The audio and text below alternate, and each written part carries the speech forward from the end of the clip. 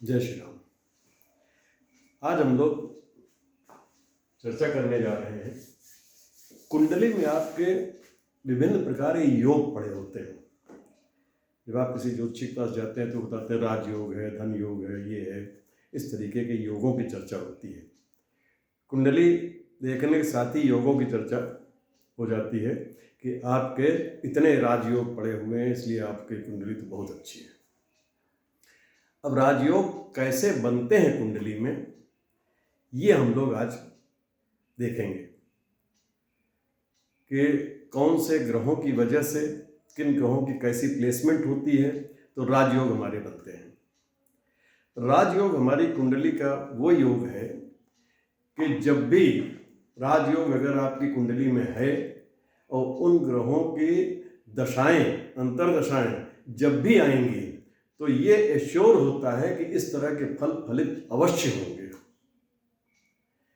राजयोगों को देखने के बाद, दशाओं को देखने के बाद हम ये एश्योर कर सकते हैं कि इस तरीके के फल आपको प्राप्त होंगे। अगर दशाएं अनुकूल हैं और ग्रहों की स्थितियां अनुकूल हैं और राजयोग पड़े हुए हैं तो 100% वो फल आपको मिलेंगे। इसलिए राजयोगों की महत्ता बहुत ज़्यादा है। आज हम विभिन्न प्रकार के राजयोग, जैसे राजयोग, धन योग आदि 300-400-500 प्रकार के योग होते हैं जो कुंडली में पड़े होते हैं। तो इनमें हम आज शुरू कर रहे हैं राजयोग की चर्चा, जिसकी सबसे ज़्यादा चर्चा आपने सुनी होगी कि राजयोग कुंडली में किस तरह से बनते हैं। राजयोग केंद्र और त्रिकोण के स्वामियों से राजयोग बनते हैं। केंद्र आपका 1, 4, 7, 10 ये होते हैं केंद्र, और त्रिकोण होते हैं 1, 5, 9। 5, 9 को हम मानते हैं, ये दोनों में आ जाता है केंद्र और त्रिकोण में, इसलिए इसको कॉमन माना जाता है। और त्रिकोण को हम ये मानते हैं 5 और 9, ये भाव। तो केंद्र और त्रिकोण के योग से कैसे राजयोग बनते हैं? एक तो ये कि एक ही राशि में हो, केंद्र का स्वामी और त्रिकोण का स्वामी एक राशि में हो। माने केंद्र 1, 4, 7, 10 इनकी राशियों के जो स्वामी हैं कोई भी एक, त्रिकोण मतलब 5 और 9 इनका जो स्वामी है वो अगर एक राशि में बैठ जाएं, एक ही स्थान पर बैठ जाएं, तो ये राजयोग बन गया। कैसे? जैसे मान लीजिए कि 1 नंबर ये राशि है, ये केंद्र मान लेते हैं, तो मंगल हुआ इसका स्वामी, इसका स्वामी हुआ सूर्य। मंगल और सूर्य एक राशि में बैठ जाएं। 4 नंबर की राशि यहाँ पे है, इसका स्वामी हुआ चंद्रमा, और यहाँ मान लीजिए बृहस्पति। 9 नंबर स्वामी बृहस्पति हुआ, चंद्रमा और बृहस्पति एक राशि में बैठ जाएं, तो ये राजयोग हुआ। एक दूसरे की राशि में हो, राशि परिवर्तन इसे बोलते हैं। एक दूसरे की राशि का मतलब है कि 5 नंबर का स्वामी 10 नंबर में बैठ जाए और 10 नंबर का स्वामी 5 नंबर में बैठ जाए। मतलब इसका स्वामी हुआ सूर्य बैठ जाए मान लीजिए यहाँ ये केंद्र में, और केंद्र का स्वामी 10 नंबर शनि हुआ, ये बैठ जाए त्रिकोण में यहाँ पे। यानी राशियों के स्वामी आपस में परिवर्तित हो जाए, केंद्र और त्रिकोण के, तो राजयोग बन जाएगा। परस्पर दृष्टि संबंध हो, दृष्टि संबंध परस्पर हो, केंद्र के स्वामी और त्रिकोण के स्वामी का दृष्टि संबंध हो। सूर्य यहां बैठा हुआ है और मान लीजिए ये केंद्र का स्वामी है शुक्र, तो सूर्य और शुक्र का आपस में दृष्टि संबंध हो जाए। 7वीं दृष्टि सबकी होती है, कुछ दृष्टियां विशेष होती हैं, दृष्टियों को हम बता चुके हैं। तो अगर दृष्टि संबंध हो जाए तो भी ये राजयोग बनता है। एक साथ में हो मतलब आमने सामने हो। यहाँ मान लीजिए केंद्र का स्वामी आ गया और यहाँ पे त्रिकोण का स्वामी आ गया, आमने सामने हो। केंद्र का स्वामी यहाँ आ गया, त्रिकोण का स्वामी यहाँ आ गया, आमने सामने हो 180 डिग्री पे, तो दृष्टि संबंध बन जाएगा और ये भी एक राजयोग का निर्माण करेंगे। इसके बाद ग्रह केंद्र और त्रिकोण दोनों का स्वामी हो और केंद्र और त्रिकोण में हो। एक ग्रह जैसे जब हम लोग मान लिए 5 नंबर लेते हैं, ये राशि हमने ली 5, 6, 7, 8, 9, 10, 11, 12, 1, 2, 3, 4। अब क्या हुआ कि ये 8 नंबर और 1 नंबर ये केंद्र और त्रिकोण दोनों में आ गया। केंद्र का भी स्वामी हो गया मंगल और त्रिकोण का भी स्वामी हो गया मंगल। ये त्रिकोण में आ गया, ये केंद्र में आ गया। तो केंद्र और त्रिकोण दोनों का स्वामी एक ग्रह हो और केंद्र या त्रिकोण में ही स्थित हो। अब ये मंगल इसका स्वामी हो गया। अब मंगल यहाँ पे आ जाए, यहाँ पे आ जाए, यहाँ पे आ जाए, यहाँ पे आ जाए, यहाँ पे आ जाए, यहाँ पे आ जाए, केंद्र या त्रिकोण कहीं भी एक जगह आ जाए, तो ये प्रबल राजयोग बनता है। राहु केतु केंद्र या त्रिकोण में हो तथा केंद्र या त्रिकोण के स्वामी के साथ हो, राहु केतु भी राजयोग बनाते हैं। ये केंद्र या त्रिकोण में राहु केतु कहीं भी हो और केंद्र या त्रिकोण के स्वामी के साथ हो, राहु केतु इन स्थानों में 1, 4, 7, 10, 5, 9 इनमें कहीं बैठे हों और इनके किसी के भी स्वामी के साथ हों तो भी राजयोग बनाएंगे।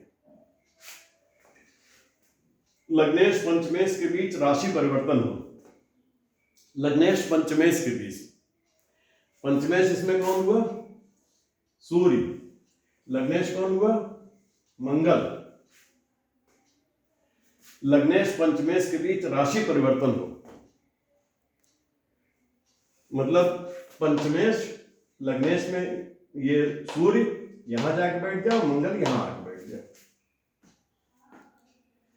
लग्नेश पंचमेश की पंचम की राशि में चला जाए, पंचमेश की राशि में, और पंचमेश लग्नेश की राशि में चला जाए, राशि परिवर्तन हो जाए, ये भी राजयोग बनाएगा।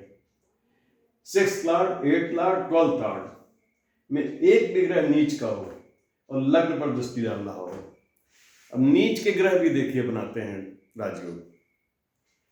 6, 8, 12 ये भाव हमारे खराब भाव माने जाते हैं। 6, 8, 12 इसमें कोई नीच का ग्रह हो, उच्च नीच हम बता चुके हैं आपको पहले, इसमें कोई नीच का ग्रह हो और वो लग्न पे दृष्टि डाल रहा हो तो भी राजयोग का निर्माण होगा। इसी तरह से नवमेश नवम में, दशमेश दशम में हो, इसका स्वामी सूर्य वो यहीं पे बैठा हो,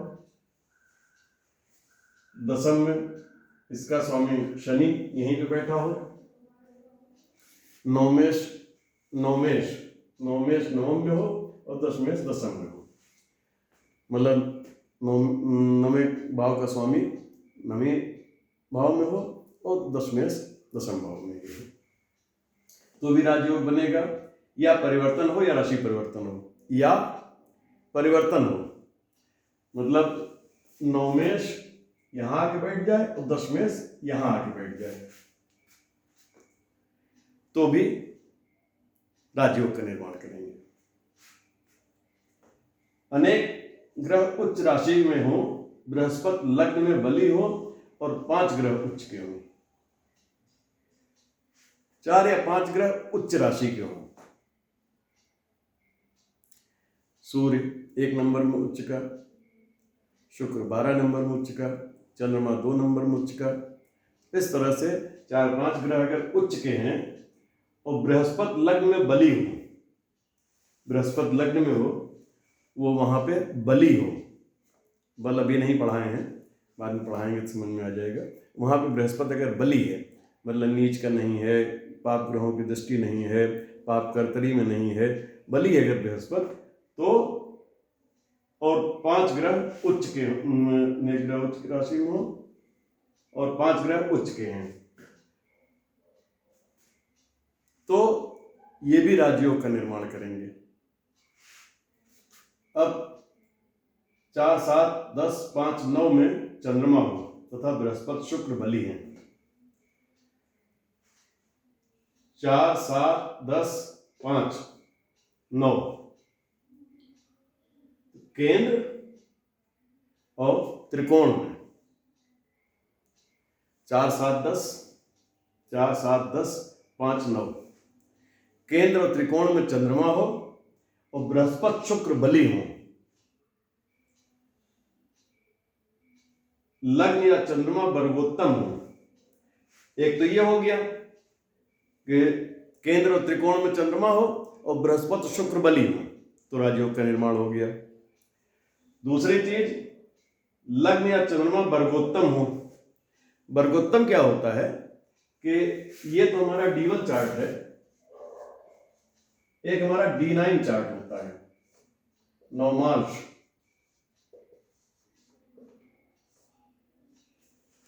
नवमांश जो होता है चार्ट, उसमें और इसमें अगर एक ग्रह किसी राशि में यहां पे है, उसी राशि में नवमांश में भी है,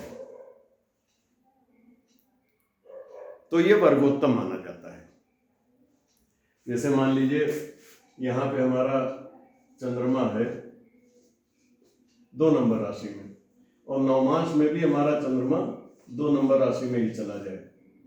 2 नंबर राशि मान लीजिए यहां है, यहां हमारा चंद्रमा चला गया, तो भी ये जो है वर्गोत्तम हो जाता है। और 5-6 ग्रहों की दृष्टि उसके ऊपर आ जाए, शुभ ग्रहों की, तो ये राजयोग बन गया। लग्न में उच्च का सूर्य और साथ में चंद्रमा हो। लग्न में उच्च का सूर्य का मतलब हुआ कि 1 नंबर राशि में सूर्य हो, चंद्रमा उसके साथ में हो लेकिन अस्त न हो। चंद्रमा सूर्य की डिग्री में डिफरेंस ज्यादा होना चाहिए ताकि अस्त न हो जाए चंद्रमा, तो ये भी राजयोग बन जाएगा। अब ये केंद्र त्रिकोण का उदय है, चतुर्थेश पंचमेश एक साथ हो, चतुर्थेश पंचमेश एक साथ हो, वही केंद्र त्रिकोण का सब है मैटर। चतुर्थेश नवमेश एक साथ हो, 4 5 9 स्वामियों के साथ राशि परिवर्तन हो, 4 5 9 4 5 9 इनके स्वामियों का आपस में एक दूसरे की राशि में चले जाएंगे, राशि परिवर्तन हो, तो भी राजयोग बन गया। चतुर्थेश 5 9 में हो, चतुर्थेश 5 या 9 में हो, केंद्र त्रिकोण ही पे चल रहे हैं हम। राजयोग केंद्र त्रिकोण से ही मुख्य रूप से बनते हैं। चतुर्थेश 5 या 9 में हो, चतुर्थेश सप्तमेश में राशि परिवर्तन करें, चतुर्थेश सप्तमेश के साथ राशि परिवर्तन कर लें, मतलब इसका स्वामी इसमें चला जाए, इसका स्वामी इसमें चला जाए, तो भी राजयोग बन गया। चतुर्थेश दशमेश में राशि परिवर्तन करें, चतुर्थेश दशमेश के साथ राशि परिवर्तन कर लें, इसका स्वामी इसमें चला जाए, इसका स्वामी इसमें चला जाए, तो भी राजयोग बन गया। 2 या 2 से अधिक ग्रह दिग्बली हो, 2 या 2 से अधिक ग्रह दिग्बली हो। दिग्बली क्या होता है, ये हमारी कुंडली है, इसमें प्रथम भाव में बुध और बृहस्पति ये दोनों दिग्बली हो जाते हैं। चतुर्थ भाव में चंद्रमा और शुक्र दिग्बली माने जाते हैं। सप्तम भाव में शनि दिग्बली होते हैं और दसम भाव में सूर्य और मंगल दिग्बली होते हैं। यहां पे ये ग्रह दिग्बली हो जाते हैं। तो 2 या 2 से अधिक ग्रह दिग्बली जब हो जाएंगे, चंद्रमा शुक्र शनि सूर्य मंगल बुध बृहस्पति 7 ग्रह हो गए, इनमें से 2 या 2 से अधिक ग्रह अपने दिग्बल वाले स्थान पे आ जाएंगे, तो भी ये राजयोग बना देंगे।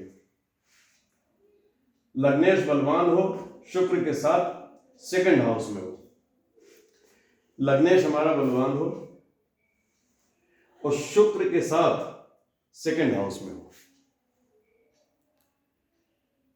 शर्त यह है कि दूसरे भाव में जो राशि पड़ी हो वो लग्नेश की या शुक्र की शत्रु राशि न हो तो भी राजयोग का निर्माण हो जाएगा। बृहस्पति चंद्रमा केंद्र में हो, शुक्र देखता हो, बृहस्पति चंद्रमा ये केंद्र स्थान में हो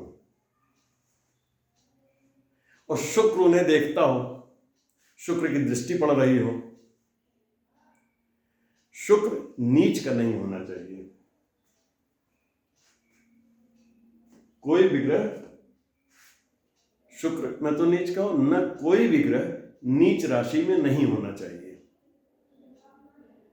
तो भी राजयोग का निर्माण हो जाएगा।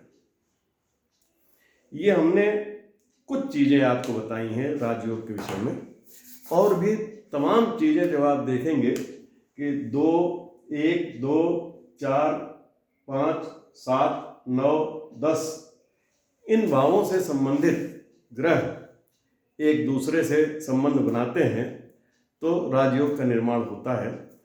तमाम और भी चीज़ें आती हैं और भी तरीके से राजयोग का निर्माण होता है, तो वो आप धीरे धीरे एक कंसेप्ट आपको आ गया है, आगे आप पढ़ेंगे समझेंगे तो समझ में आ जाएगा। मौका मिला तो कभी और डिटेल में इसकी चर्चा करेंगे। आज हमने राजयोगों के विषय में बताया। आगे हम इस सीरीज़ में, योगों की सीरीज़ में और भी तमाम सारे योग हैं, धन योग की बात करेंगे, केमद्रुम योग है, तमाम सारे योग हैं, अमला योग है, वासी योग है, तो इन सब योगों के विषय में चर्चा करेंगे कि योगों को देख के सर्वप्रथम आप कुंडली में ये जान सकते हैं कि इस व्यक्ति को क्या प्राप्त होने वाला है लाइफ में, कब प्राप्त होगा वो दशाएं बताएंगी। ठीक है, तो आज से एक योगों की ये अलग से हम शुरू कर रहे हैं, इसके वीडियो साथ में डालते रहेंगे। वैसे हमारा वो क्लासेस तो चली रही हैं, लर्न वैदिक एस्ट्रोलॉजी फॉर बिगनर्स, उसमें हम 25 लेसन तक पढ़ा चुके हैं। इसको हमने पैरेलली शुरू किया है, तो इसको भी आप पढ़ते रहेंगे तो थोड़ा सा कंसेप्ट और क्लियर होता रहेगा। हम लोग जल्दी अपने टारगेट को अचीव कर लेंगे, प्रेडिक्शन वाले टारगेट को। ठीक है, चलते मिलते हैं नेक्स्ट वीडियो में। अभी तक आपने हमारे चैनल सब्सक्राइब नहीं किया, सब्सक्राइब कर दें, बेल आइकन जरूर दबा दें ताकि आपको नोटिफिकेशन टाइम्स मिलती रहें। मिलते हैं फिर। जय श्री राम।